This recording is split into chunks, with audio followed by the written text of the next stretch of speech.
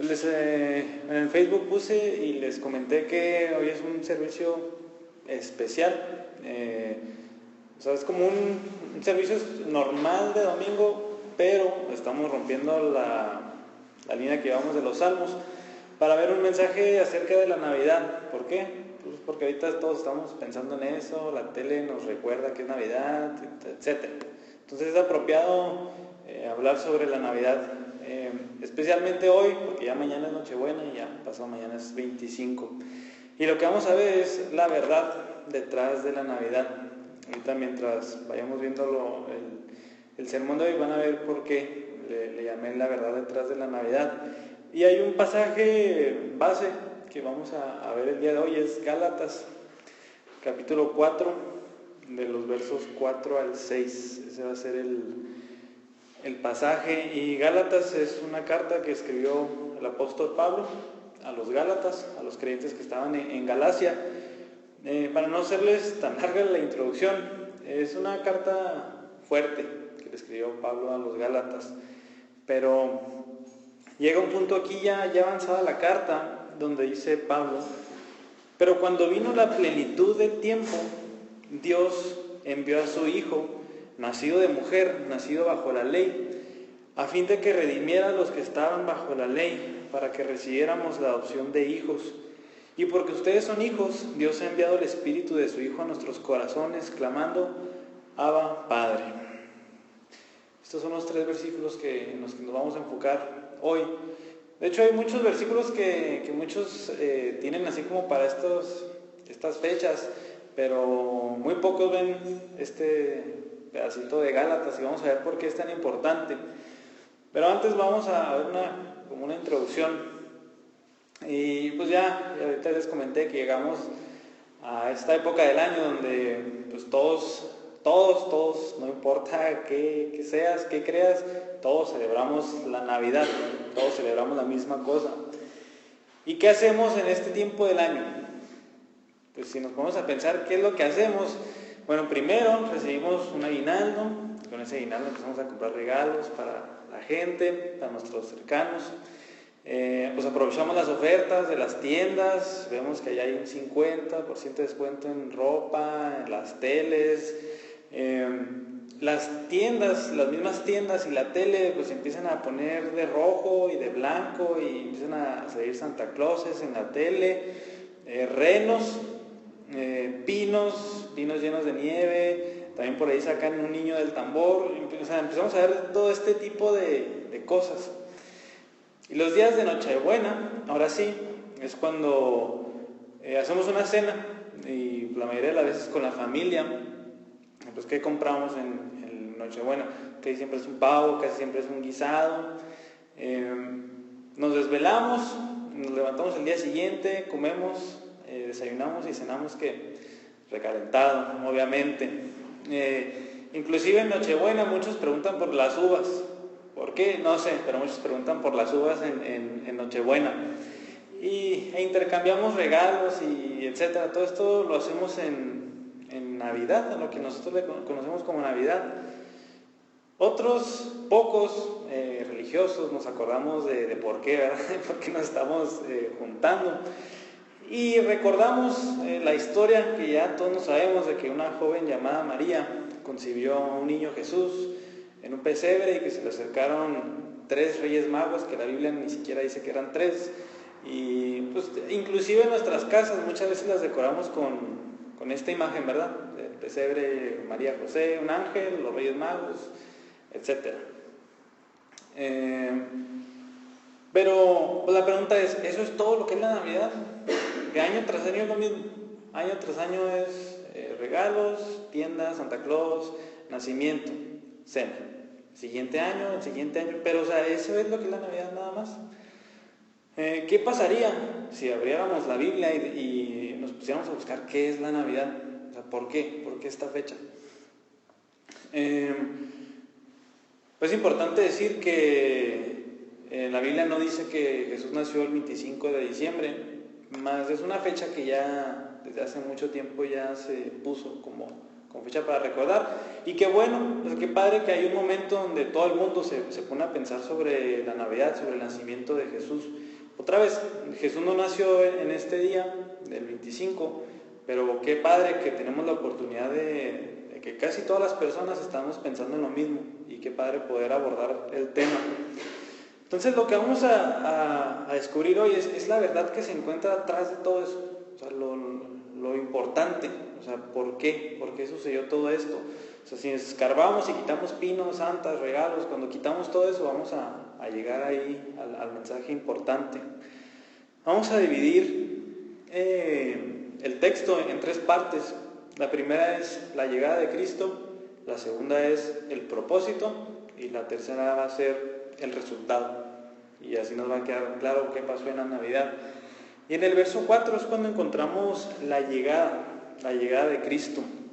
Y la primera frase que viene ahí es: pero cuando vino la plenitud del tiempo, Dios envió a su Hijo. Lo primero que enseña entonces es la venida del Hijo de Dios a la tierra. Y obviamente no les voy a enseñar todo lo que se puede enseñar, pero si se fijan, habla estas frases de la deidad de Cristo. Habla de que Dios envía a su Hijo cuando se cumplió un cierto tiempo, o sea, Cristo ya existía.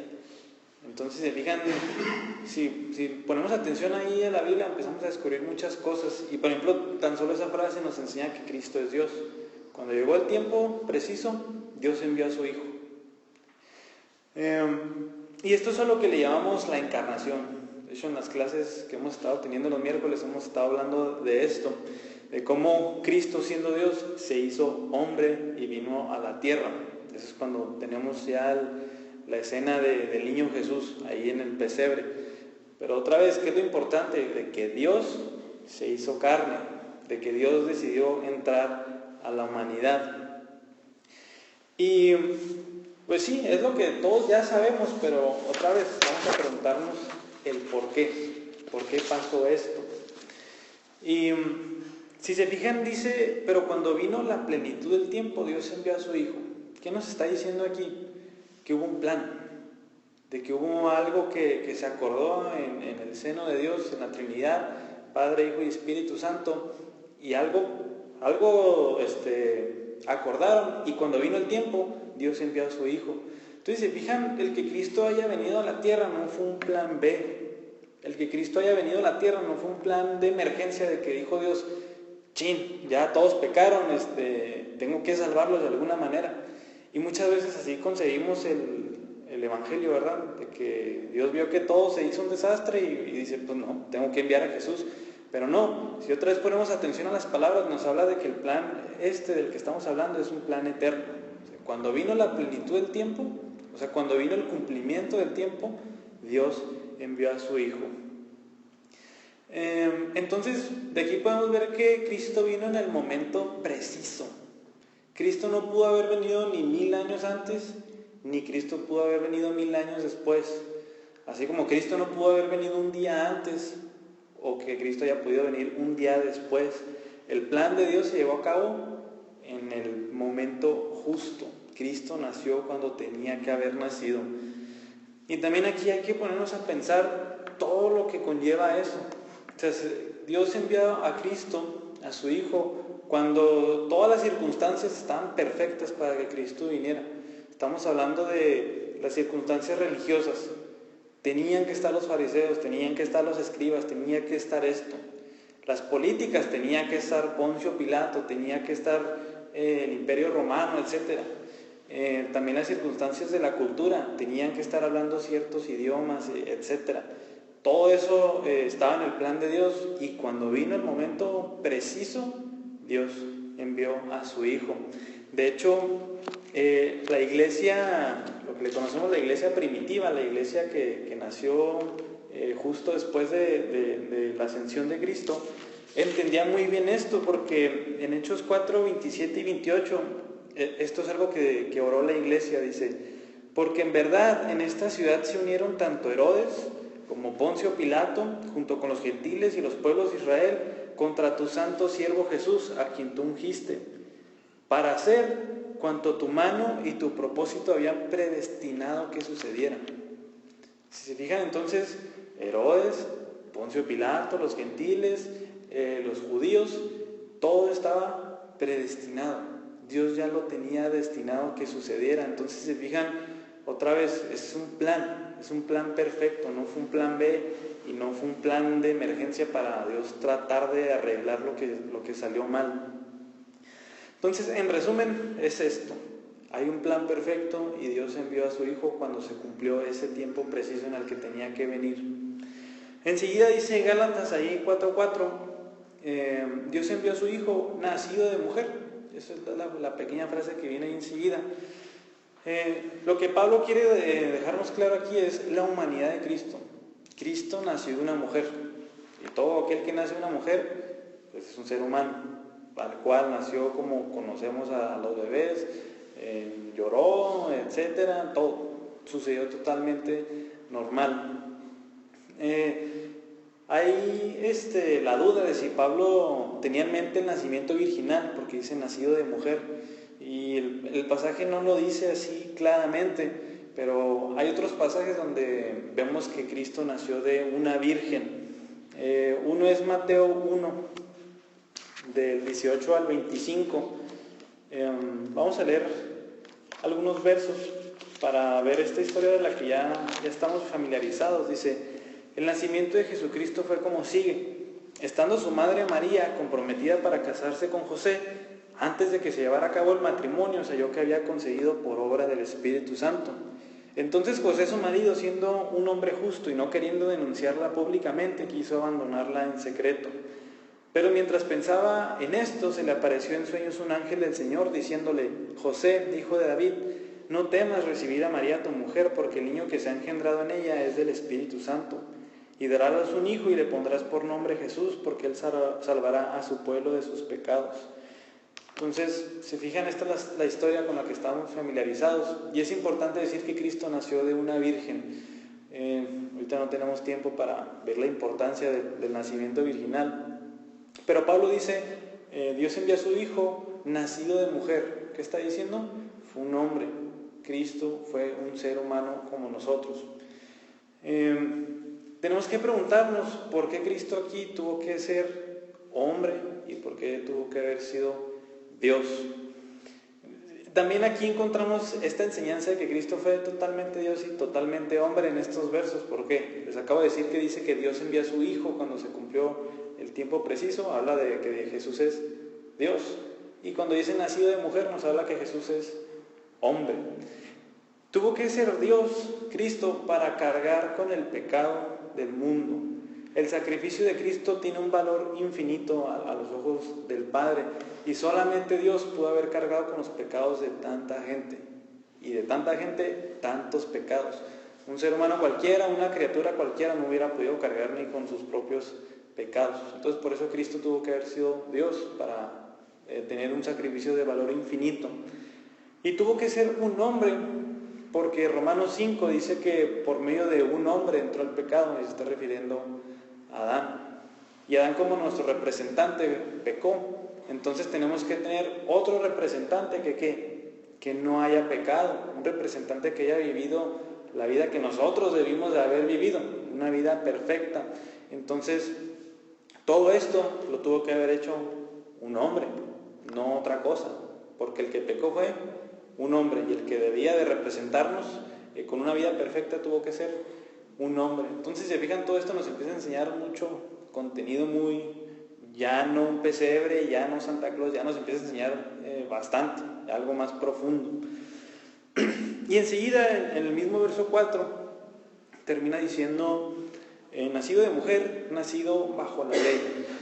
Nacido bajo la ley significa que nació como todos nosotros, y todos nosotros estamos obligados a cumplir la ley de Dios, de llevar la vida que Él quiere que nosotros vivamos.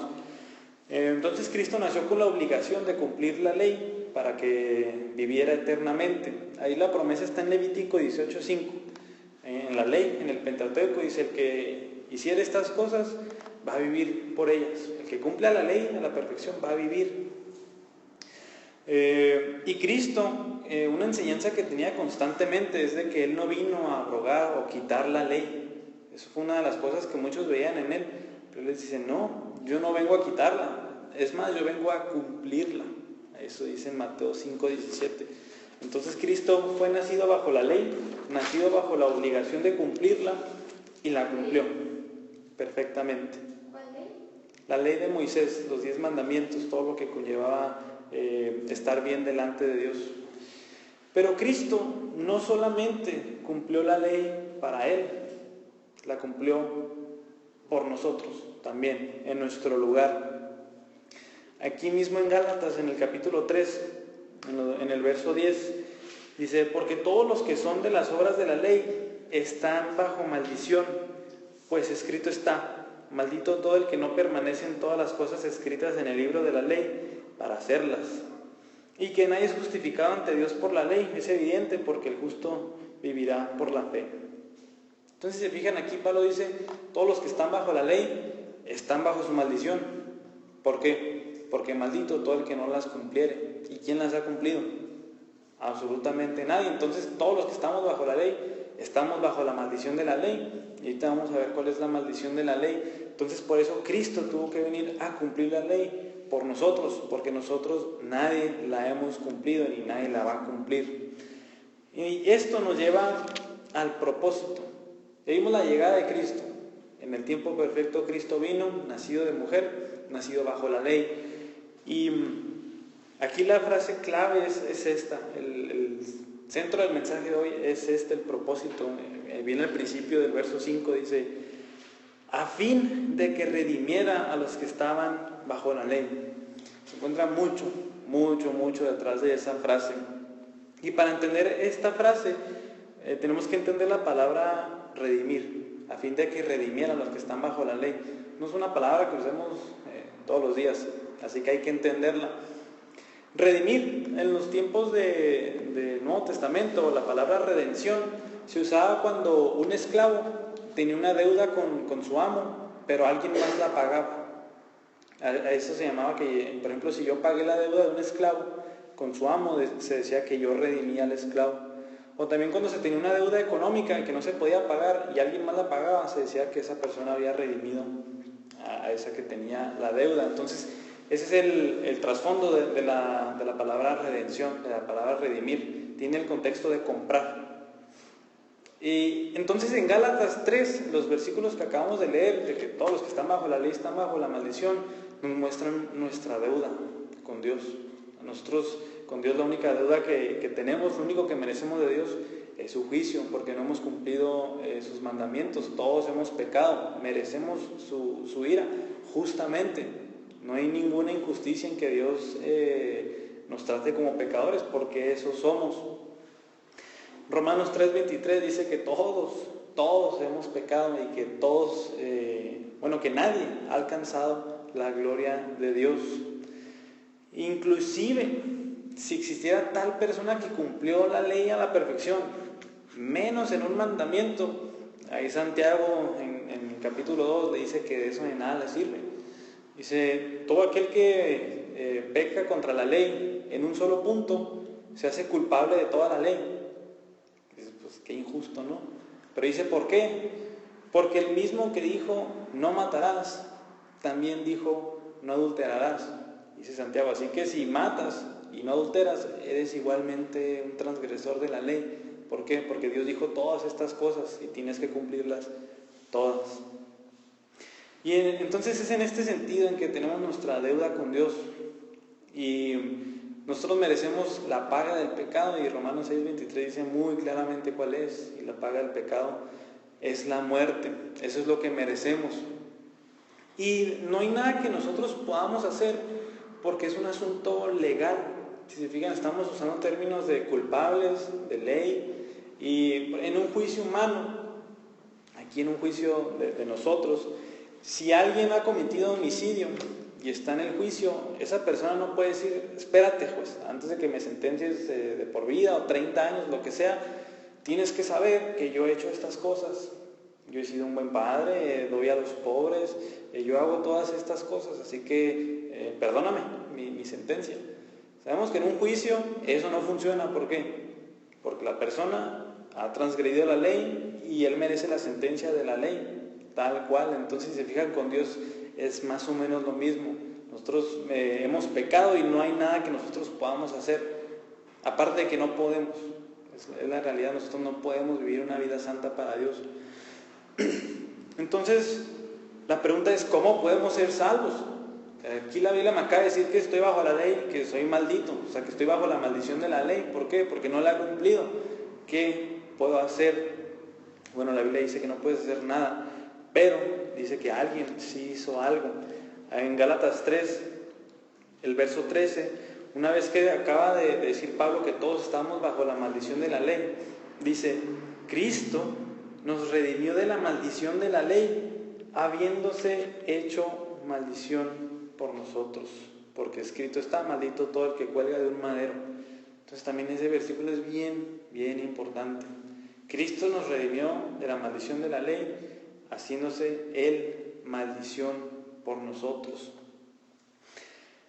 Es aquí donde vemos cómo Cristo se hizo culpable de todos nuestros pecados y Él murió por ellos. Un pasaje en el Antiguo Testamento que habla mucho de la obra de Cristo es Isaías 53. Y quiero que pongamos atención a Isaías 53, 6. Dice, todos nosotros nos descarriamos como ovejas. Eso es cierto, y eso es lo que estamos comprobando en el Nuevo Testamento, en Gálatas. Dice, nos apartamos cada cual por su camino. También es totalmente cierto, pero dice enseguida, pero el Señor hizo que cayera sobre Él la iniquidad de nosotros. Entonces lo que hizo Dios fue lo que nosotros merecíamos, cargárselo a Cristo y que Cristo lo pagara. Eso es lo que a lo que estamos llegando el día de hoy. Entonces lo que nos tiene que quedar claro ¿qué es lo que te tiene que quedar claro? Es que eres un pecador y que mereces la justa ira de Dios. No hay ninguna injusticia, porque todos hemos pecado y todos estamos bajo la maldición de la ley, porque nadie la hemos cumplido. Pero la historia no se acaba ahí, la historia sigue en que Dios es muy rico en misericordia. Lo que hizo fue, cuando vino la plenitud del tiempo, Dios envió a su Hijo, ¿a fin de qué? A fin de que redimiera a los que están bajo la ley. Ese es el mensaje de la Navidad a fondo. Entonces, 2 Corintios 5:21 lo pone en palabras muy claras. Dice, al que no conoció pecado, ¿quién es? Cristo. Lo hizo pecado por nosotros, para que nosotros fuéramos hechos justicia de Dios en Él. Entonces, si se fijan, Cristo vino con un propósito muy claro, y fue el de redimir a los que eran malditos, a redimir a los que iban a morir por sus pecados. Dijo Cristo, no, cárguenme a mí sus pecados. Y ya sabemos la historia de la cruz, cómo Cristo en la cruz sufrió por los pecados de nosotros, y cómo gracias a eso podemos ser libres de esa maldición de la ley. ¿Y cuál es el resultado? Bueno, ahí mismo Gálatas 4, enseguida, dice, ¿para qué? Para que recibiéramos la adopción de hijos. Y porque ustedes son hijos, Dios ha enviado el Espíritu de su Hijo a nuestros corazones, clamando, Abba, Padre. El resultado de la obra de Cristo fue salvar personas. Ese es el resultado inmediato. Cristo vino para salvar personas. O sea, Cristo realmente salvó personas. Y todo esto por pura gracia, por un puro favor inmerecido de parte de Dios. Otra vez, nosotros no podemos hacer nada para ganar eso. A Dios le plació, por amor y por misericordia, enviar a su Hijo para salvar a los pecadores. Y parte de la obra de Cristo es muy amplia, muy amplia, pero al menos Gálatas lo que toma aquí es la adopción de hijos. Aquí vemos un cambio de relación. ¿Cuál es la relación que tenemos los seres humanos con Dios? Muchos dicen que no hay. Dicen, no, es que no necesitas tener una relación con Dios. No, todos la tienen, pero no es una relación muy agradable. Es una relación entre un juez justo y alguien que ha pecado. Es el de una criatura en rebelión y un Dios santo, un Dios que no le agrada el pecado. Y es aquí donde todos tenemos un mal entendimiento de que muchos dicen todos somos hijos de Dios. Todos somos hijos de Dios. Pero acabamos de ver lo contrario, ¿no? De que gracias a la obra de Cristo podemos ser adoptados como hijos de Dios, pero antes no lo somos.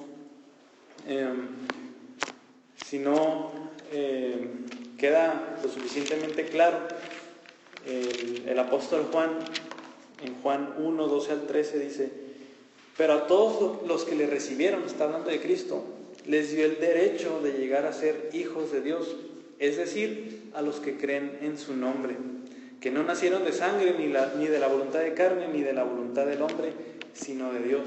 Entonces los hijos de Dios no nacen por voluntad de carne, no nacen porque alguien te dice ya eres hijo de Dios, nacen de parte de Dios. ¿Y quiénes son aquellos? Los que lo reciben, los que creen en su nombre. Entonces, solamente a través de la obra de Cristo es como nuestra relación con Dios puede cambiar drásticamente. De tener una relación no muy agradable a tener una relación, la mejor relación que puede existir entre nosotros y Dios, como la de un padre y un hijo. Y es aquí donde, si tú pensabas que eras un hijo de Dios, pero el mensaje que estás escuchando hoy te era desconocido, es como tienes que entender que no eras hijo de Dios. No es hasta que entiendes el mensaje y lo crees y que puedes ser un hijo de Dios. Es que muchos dicen, soy hijo de Dios porque creo en Dios. Pues más, yo creo en Jesús. Lo dice Santiago 2:19. ¿Tú crees que Dios es uno? Pues bien haces. Pero también los demonios creen y tiemblan. Entonces el mero creer en Dios no es suficiente. Nunca ha sido suficiente. Lo que tenemos que entender es nuestra condición. Mi relación actual con Dios, soy un pecador, esa es la realidad, y entender el mensaje que hay detrás de la Navidad. La verdad que hay detrás de la Navidad es que Cristo vino a fin de ¿qué? De redimir a los que están bajo la ley. No es hasta que comprendemos eso y lo aceptamos por fe en que podemos ser hijos de Dios. Entonces la pregunta es, ¿qué debo hacer? Ok, ya entendí que estoy bajo la maldición de la ley, ya entendí que he pecado, y lo reconozco, ya entendí que Dios es santo, y ya entendí que Cristo vino a salvarme, ¿y ahora qué hago? Bueno, primero te voy a decir lo que no tienes que hacer. Lo que no tienes que hacer es tratar de vivir una vida buena. Muchos dicen eso, pues para reconciliarme con Dios voy a tratar de vivir una vida buena. Ya sabes que no puedes, tienes 40, 20 años atrás que respaldan de que no puedes tratar de vivir una vida buena para tratar de agradar a Dios. Lo que tampoco tienes que hacer es unirte a esta iglesia o a otra. Eso no salva a nadie. La mera unión a una iglesia no salva a nadie. Ni tampoco se compra con dinero la salvación, dándosela a cualquiera. La salvación no se trata de eso. Acuérdate que es un asunto legal. Es algo que tienes con Dios y que se tiene que arreglar. Lo que sí tienes que hacer es lo que se ha predicado por casi 2000 años y la Biblia dice una y otra vez: arrepiéntete y cree en Jesucristo. Es lo único que tienes que hacer, arrepentirte y creer en Jesucristo. El arrepentimiento no es sentirse mal por el pecado, eso se llama remordimiento. El arrepentimiento es una actitud de dejar tu pecado. Sí, reconozco todo esto que hago mal, pero lo voy a dejar. Eso es arrepentimiento. Pero no se queda ahí. También hay que creer en la obra de Cristo. En entender, Cristo murió por pecadores como yo. Pongo toda mi confianza en Él. Pongo toda mi confianza en aquel que sí ha vivido una vida perfecta en mi lugar. Es ahí donde pones toda tu confianza en Cristo. Entonces eso conlleva arrepentirse y creer en Jesucristo. Y eso es lo que tienes que hacer. Y lo que la Biblia dice una y otra vez, y tan solo ahorita estamos viendo algunos pasajes que están hablando sobre esto. ¿Qué podemos concluir? Pues ya escuchaste el relato del nacimiento de Cristo. Ya escuchaste que es verdad que vino y nació de María, que es cierto que nació de una virgen por medio del Espíritu Santo. Todo eso es cierto. Pero también ya entendiste la verdad que hay detrás de eso, de que Cristo vino en el tiempo preciso, ¿para qué? Para redimir, para comprar la deuda de los pecadores, de los que están bajo la ley. Y lo que puedes hacer ahorita es una de dos cosas. Ahorita te puedes ir y puedes ignorar esto y puedes ir a vivir una Navidad como siempre y seguir viviendo las Navidades como siempre, así como si nada hubiera pasado. Puedes tomar ese camino, pero bueno, es algo cómodo, ¿verdad? Puedo seguir viviendo mi vida como la estoy viviendo. viviendo hasta ahorita. Pero pues, si vas a hacer eso, tienes que saber que las verdades bíblicas siguen vigentes. Las verdades bíblicas siguen ahí, en que eres un pecador y que estás bajo la maldición de la ley. Eso no va a cambiar para nada. La otra cosa que puedes hacer es meditar en el mensaje, meditar en el propósito de la Navidad, el por qué sucedió, y confesar a Dios tus pecados hoy. Decirle: Señor, he pecado grandemente y lo único que puedo hacer es agarrarme de Cristo. Es lo único que puedo hacer. Puedes hoy hacer eso, puedes arrepentirte de tus pecados y creer en la obra de Cristo. Y de hecho ya puedes vivir Navidades después de esto, confesando a Dios o a Jesús, no como el niño Dios, ¿verdad?, como le solemos decir, sino como Dios hecho carne que me redimió. Es muy diferente, muy diferente. Y si se fijan, es solamente por la fe en que podemos hacer esto. La Biblia dice: no puedes hacer nada, Cristo lo hizo. Lo único que tienes que hacer es poner tu confianza en eso, poner tu fe ahí. Romanos 5:1 dice: justificados pues por la fe tenemos paz para con Dios. No podemos hacer otra cosa más que creer en lo que Cristo sí hizo por nosotros. Y una vez, si lo haces, tienes que vivir una vida que le agrada a Dios, dejar tu pecado realmente, no decir sí creo y seguir viviendo como vivías antes.